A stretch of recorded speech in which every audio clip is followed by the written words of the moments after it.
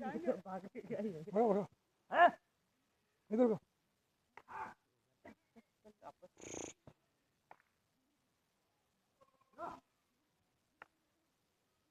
गुलाबी वो भी गुलाबी हुई